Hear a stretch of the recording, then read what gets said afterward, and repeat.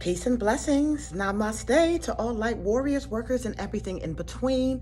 It is I, Sophie, today in Rut Row. Okay? When I say Rut Row, that means incoming, and it also means that this is a topic of discussion that is not going to be popular or widely known, and it could be considered controversial. My job here is to give it to you anyway. And if it resonates with you, grab it. And if it doesn't, discard it. Your journey, your choice. But I'm bringing it to your awareness because it is important. And what we're going to be talking about today is soul swapping.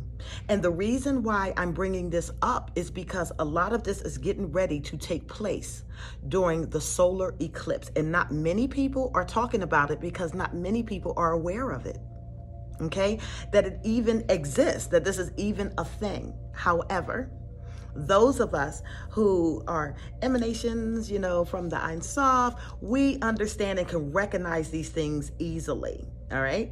It wasn't a time that I always could recognize it, but we can recognize it easily. But I am going to explain to you why this occurs. Okay.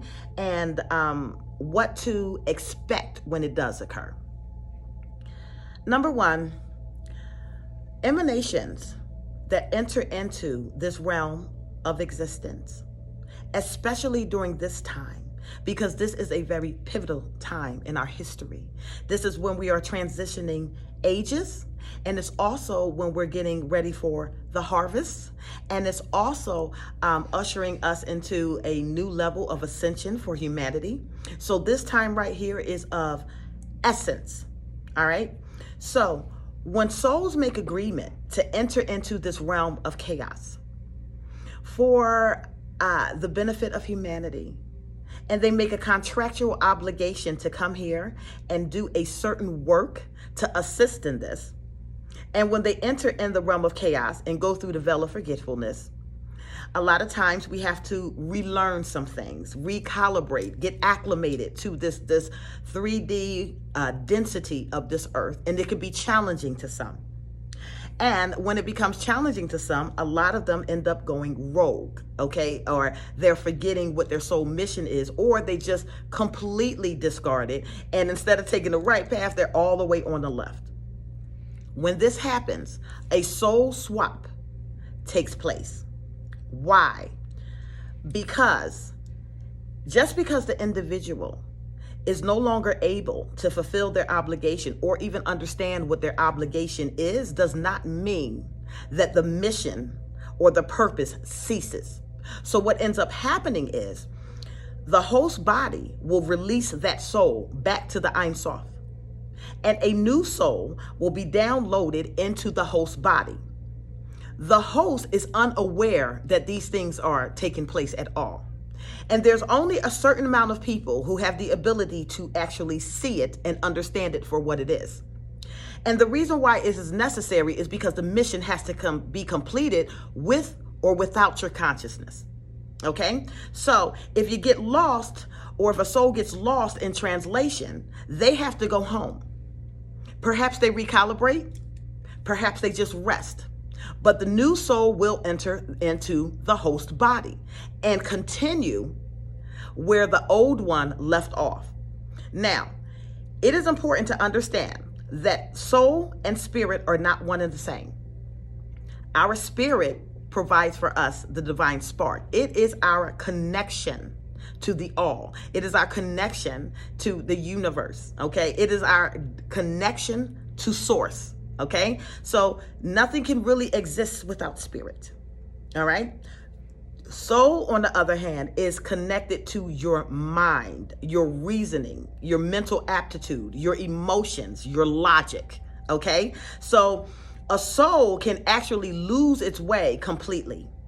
Okay, and if that happens, that soul is now released from its contractual obligation because it can no longer fulfill it. But it still must take place. So now that soul leaves, the spirit stays consistent, and a new soul or a new consciousness enters into the host body. How will you be able to tell the difference? This is not one of those things where we're dealing with bipolar or narcissism or Alzheimer's disease. It's not that at all, because the functioning host body is very much sane. Okay, the functioning host body does not display any type of abnormal behavior that could be linked to mental illness or anything like that. What happens is the new consciousness that enters into this realm will start to struggle with acclimation. Case in point, you may have a friend, a best friend, that you have known for 15 and 20 years. Every single year, y'all might go on vacation to Las Vegas and do it big, baby. Y'all know each other's food. Y'all know each other's clothes. Y'all have had a whole history with one another. And a soul swapping takes place. And this person, this new soul that enters in the body, has the ability to access certain memories that is imprinted in the DNA, but it can't automatically adapt to the same personality. Okay? So they'll be around you. You'll still enjoy them, but they'll be disconnected from certain things that you guys used to do. Like they might forget that every year we went somewhere. They might forget your favorite clothes or favorite food or favorite dishes. Okay? And you'll be thinking to yourself, oh my God, this person is stressed out. And that person is now learning from you and merging with this own consciousness of the memory that it tapped in from the DNA and trying to reacclimate itself. And you will see a definite personality change. Well, not everybody sees it, but if you are around somebody that went through a soul swapping, you will see a personality change. Okay? They can still be pleasant. They can still be fun, but there'll be little things that are missing. Okay? It'll be little things that'll cause you to go, what happened here? Why is this person no longer responding to me the same? Well, sometimes when you have best friends, right? Or we consider our soul tribe, or you have a spouse, or you have a group, or you have family, somebody in your family that you're very close to. Chances are, okay, that you and them may have contracted together to walk this journey together, okay? And you're kind of partnered in that, Ever meet somebody that was a complete stranger, but you felt like you knew them? You knew them very, very, very well, and you just naturally gravitate to them. And because your soul does know, your soul remembers, you may not remember, okay? But spirit and soul remembers. Now, when a soul swapping takes place, the connection gets lost. They're still your friend. You still love them, but you don't have the same type of connection that you had in the beginning, and you have to rebuild that now. Okay. Now, the reason why I'm bringing this up right now is because the solar eclipse is coming and you're going to see a lot of it. I am telling you that now. Get prepared. Okay. You're going to see a lot of it taking place because a lot of people who did come here to fulfill a certain obligation, and they made decisions, okay, that may not have been in the best interest of the mission, or they have forgotten, or they just went rogue, or they just completely lost their path.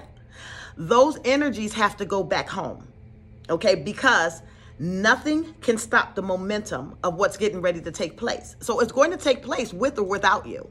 Do you understand? So if that soul now has to go back to the Ein Sof and a new one comes to continue and carry it out, then that's exactly what's going to happen. And you're going to see it all over the place. You're going to see it all over the place. In certain timelines, the soul swapping is going to be negative. Okay? We call it, some people refer to it as demonic hijacking. On other timelines, it's going to be positive. And you're going to see a more beautiful, lighthearted, loving, Christ consciousness type of energy starting to integrate into host bodies. And the personality is just going to switch. Okay? Now, get ready for it. Get ready for it. And if you have found yourself close to somebody and you are suspecting that a soul swap actually takes place, and I want you to remember, this isn't anything that's new under the sun. Okay, this has been going on for eons and eons and eons. It's even been written about in Old Testament scripture Bibles and stuff like that, when they was talking to Yeshua and said that there was a prophecy that Elias was going to come, and Yeshua said to him, Elias already came here. He was John the Baptist. Okay? And there is no age limitation to when this soul swapping can take place. But you just need to be conscious of it, that it will take place. And it's going to take place phenomenally during the solar eclipse. So pay attention to behaviors. And if you find yourself around somebody that went through a soul swap, and it's positive, but they're lacking certain connections, they're lacking certain memories, they're still trying to get acclimated, and the behavior seems a little bit odd to you, but they're still loving and caring, embrace them and help them on their journey, okay? They're going to be needing you and your experience, along with the information that they're able to tap in from the DNA, along with spirit, to help them navigate this journey, because it's a quick thing that happens, okay? And it's like starting all over again with a little bit of memory there and just trying to fit back in with society. Your job is to completely encourage this process, okay? And keep them moving up, keep them moving forward, keep the love going, keep the light going. And if you find yourself in a position of a soul swap, and it's now with the negative, my advice to you would be run. That is all I have to say to you. I am Sophie, and I love you all. Get prepared for the solar eclipse. Mind, body, and soul equilibrium. We got this. Love always wins. Bye.